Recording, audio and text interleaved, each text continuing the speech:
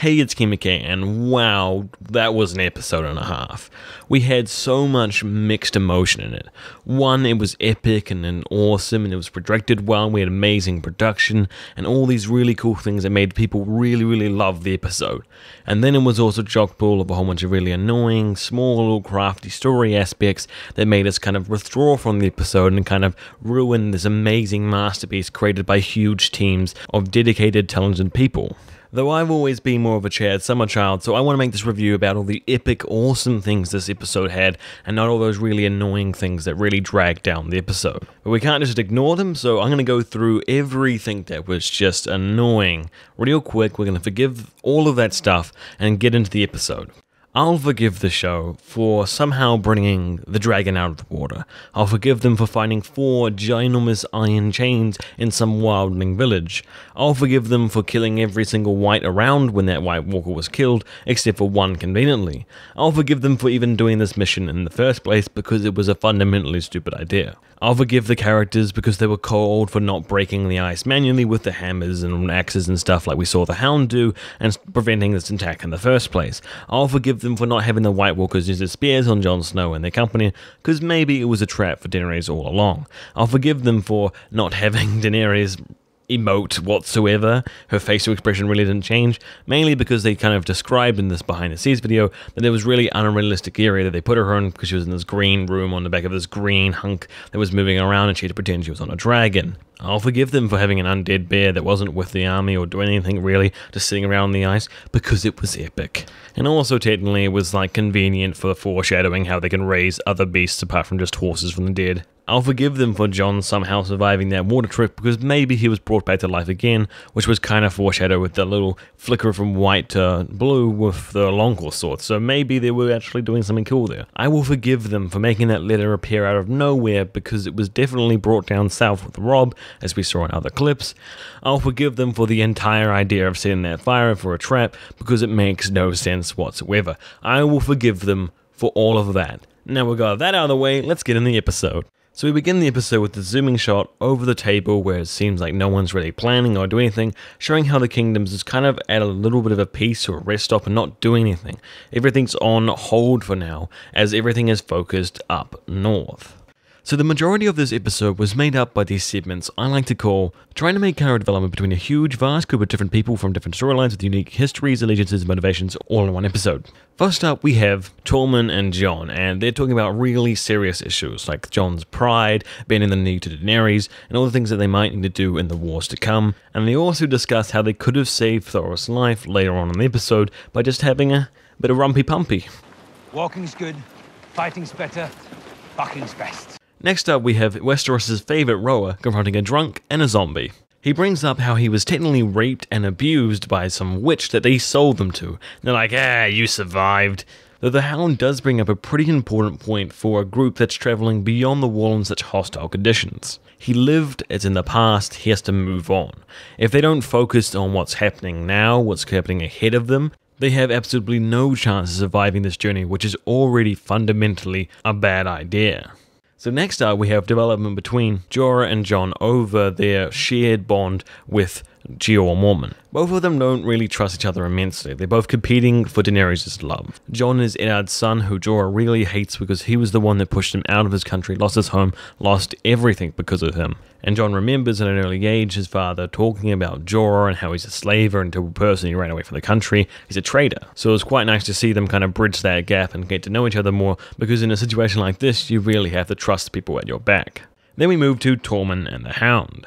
Now, some people were talking about this as a whole bunch of fan service and just filler to chuck open this episode, and they were kind of worried because we don't have that much type in the season, so why would we need this? But I think this is all very necessary. This episode really drawed us down from the macro view we've been seeing. So far, we've had like quick montages with whole castles and dynasties are destroyed, there's battle after battle, everything's so big and macro. So the way this episode really narrows it down, we get this like micro view with the different interactions between just small individuals. We can see how it's possible for this entire nation to kind of bring themselves together again. And it was also very good comic relief because their interaction was hilarious.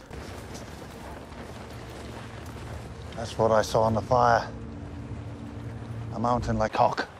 Also, when Beric really talks to Jon and brings out this entire discussion he's really had in his head, coming back to life is this huge traumatic experience for Jon. He's never known fully how to deal with it, but having someone else who's been through it lots of times and has come to a conclusion, he's kind of resolved that issue in him, it really brought Jon a lot better and a stable peace of mind.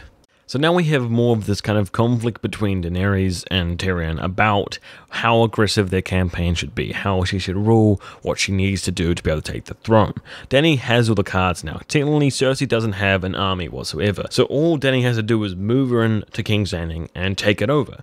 Literally no one will stop her apart from Euron Greyjoy, and Euron Greyjoy is just by himself is nothing. As much as I support Tyrion's non-aggressive way of thinking, there's no reason to treat with Cersei. She's finished, she's done, she technically doesn't have an army. So I'm surprised she got so far. The right course of action is to move in with her army, her dragons or whatever, and take King's Landing. She probably doesn't even have to kill that many people in King's Landing to take it very easily. The wrong idea is to send key advisors, a king, your best fighters up north to randomly grab a white, which you've already conceded exists, so everyone who has any important amount of force or persuasion in the realm believes in it already. Cersei is your enemy. There's no reason to try and convince her because all the people who matter already are convinced. But I did really like the way that Tyrion brought up different ways of assigning her heir and moving on the crown and the rulership to the next generation. And what methods does he suggest? The Night's Watch and the Iron Islands, which are both semi-democratic ways of electing their leaders. I did a video a long time ago talking about Tyrion's democracy. It was a theory I still believe in to this day, and the show is making that theory seem more and more real the more we go on. So if you would like to watch that video, you can click this right here and it will take you to that video, because I think that's a really nice way to close out the kind of full arc of Tyrion and him bring really amazing things to this world. Welcome back to character development between a vast different group of different people in different areas, different goals and motivations, all within the space of one episode. Now we have Thoros and Jorah. So Tormund spots a small scouting group of whites with one White Walker leading them, which is perfect for their mission. This being so perfect was actually one of the reasons many people have been starting to think the White Walkers are a lot more aware and smart than we thought they were, and this was all planned as a trap. So they find out one really important discovery. When they kill the White Walkers, all of the whites that they raised are instantly destroyed. Not only are they just non-animated, they blow up to pieces so no one else can animate them, which is quite nice. So the white screams and shrieks to alert everyone around them, which just happened to be a giant mass of White Walkers very, very close. So they didn't notice that at all. They're fucked. And so they send Gendry to go back and send word to Daenerys for help because they know they're fucked. Tormund then says, yo, don't take the hammer, it's just gonna slow you down. And he's like, but we just trekked through like so many miles of white infested lands and I have no weapon? What if we come across another polar bear? And Tormund's like, well, you fucking die. Get on it. Run.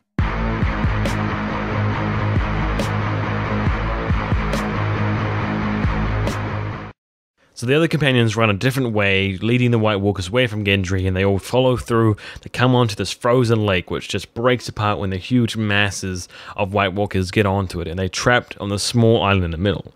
Now, the way they built out this entire set, they patched scenes together from Belfast and what they put in Iceland was really well done. The production value of this scene was so unbelievably incredible. It's just sad that the plot behind it was kind of weak because of Dan and Dave. It just meant that all these people's immense work they've done to make this beautifully crafted scenes was what kind of wasted. So the word gets back to Dragonstone, and Daenerys is like, fuck this, I'm saving that ass because I want that Jon Snow booty, and she flies off to go save them with all 3 dragons. Tyrion, of course, objects. He's like, well, it was actually a really stupid plan that I wanted to get Jon Snow killed with, because why the hell would they ever survive this? So please don't ruin this by trying to save them or anything like that. But Daenerys, as she is, does what she wants. And she goes anyway, because she probably doesn't have any fear whatsoever. She doesn't know exactly what's up there. The message would have had to be pretty big, like, we captured a white, started screaming, and then we heard an army approaching. She has no real expectation that Jon and stuff like that would be surviving this long, so all she really would be doing is going out there to kill the army of the dead by herself with some dragons after Jon and stuff has already been killed. And because they don't know the Night King is an Olympic javelin thrower, they would think this is probably a pretty good idea, because they have no way to stop dragons. So the Hound decides to be a bit silly and just throw rocks at the lifeless, unmoving whites who've just kind of been dormant there for very ages. And by doing so, he tests the ice himself, which they haven't been smashing this entire time. I quite like how the show kind of gives us almost personality behind certain individual whites and stuff like that, and it's this really cool interaction between them. Like, we've never truly understood the relationship between the White Walkers and the whites. Like, are they walking the whites so they can see through their eyes, so any intel that a white gets, the White Walkers already immediately know? Probably not, because that white had to scream. Also, back in Season 1, when the first whites that Jon Snow killed was found in Jeor Mormont's quarters trying to kill him, so they had some memory of Castle Black and how to get to the Lord Commander's quarters. So I hope we get to learn more about that in the coming episodes or next season. So the Whites charge, and we get this epic scene of fighting that was just pure chaos, raw emotion, like in many of the different battle scenes we got. When Jon goes like hyperactive, it goes slow, you don't know what's happening. It's a crazy montage. And by far the best scene of the entire episode was when Tormund looked like he was going to die. It felt so much like all the other scenes we're seeing where characters die. I had already committed him to death in my head by the time it was done, because things keep getting bad from worse. He was dragged down, he kept fighting, the whites came out of the water, started dragging him. It felt like we're about to lose the character, and I prepared my mind for it. So that was beautifully done by the director there. And then we have Dragon Attack. Just from seeing like 5 minutes of dragons being in this battlefield, they destroyed huge swaths of the undead army just by just laying them down with huge amounts of jets of fire. So if they didn't have expert javelin throwing White Walkers there, they could destroy the whole army of the dead with 3 dragons within half an hour. But alas, they only have 2 now. So all in all, from this huge ass fight, the things I liked the most was Tormund almost dying and Jon Snow almost dying. Now that Jon Snow thing really annoyed me at first, but when we look at that long claw blade flip from a white eye to a blue eye, it could be showing something bigger. It would be so cool if Jon Snow was brought back to life then, and there was a more bigger story that we got to see further and further on in the story, this kind of protection of Jon Snow, this interaction from this big R'hllor figure we don't really understand fully. That would make a really cool, interesting part to the episode, but if it was just some stupid plot armor, then it'd be annoying. But we wrap up the episode with the scene between Jon and Daenerys, and man, that was some pretty fucking ruthless cut down when she kind of withdrew from his hand and Jon Snow was like, oh fuck, she doesn't want me, and he kind of like just lay back his head and closed his eyes. So awkward. It was hilarious. Cannot wait to see more of that kind of stuff. And as much as I don't like pointless love stories for pointless love stories, they're both really important heads of states, so it is a kind of important part of the storyline. So all in all, this entire episode was really a big focus on the North and the small interactions between people who should not get along. We got awesome production value with amazing scenes, awesome fighting, cool interaction, some humorous lines, and all together with amazing CGI and so much more. So why was this episode so hated? These two guys. When you have these stupid plot things that just don't make sense, it pulls you out of the entire experience. Even though this episode was epic, and I really enjoyed it, and I'll enjoy it again. And when I look back on this episode long into the future, I will remember it for the awesome battle scenes and the amazing dragons, and not the stupid little annoying chains out of nowhere. Why the fuck did they get those chains out of nowhere? It seems like this has been the hugest problem for Game of Thrones since Season 5. The showrunners seem to have an endpoint and they're trying to get there the best way they can, and sometimes it just makes so many inconsistencies and things that don't make sense for the motivations of the characters and just what happens to be in the world at the time. And for coming from a story that's built so foundationally around real aspects with every single tiny detail laid out by George R. R. Martin, it makes it hard for a book fan to swallow. But I still really enjoy the show, I really enjoy the work that's into it, and the story is fascinating. So tell me your guys' thoughts about this episode in the comment section below. I would love to see if you guys thought it was still an epic episode no matter what happened with the chains and stuff. The fucking chains. Or if that ruined it for you. And if you enjoyed the video, please like it, because I want to know that you guys are there. I want to hear what you guys say about these episodes. My reviews have always been just between me and my subscriber base, so it's really nice to hear what you guys think and if you enjoyed the video or not. Thanks for watching. Hey, it's King McKay.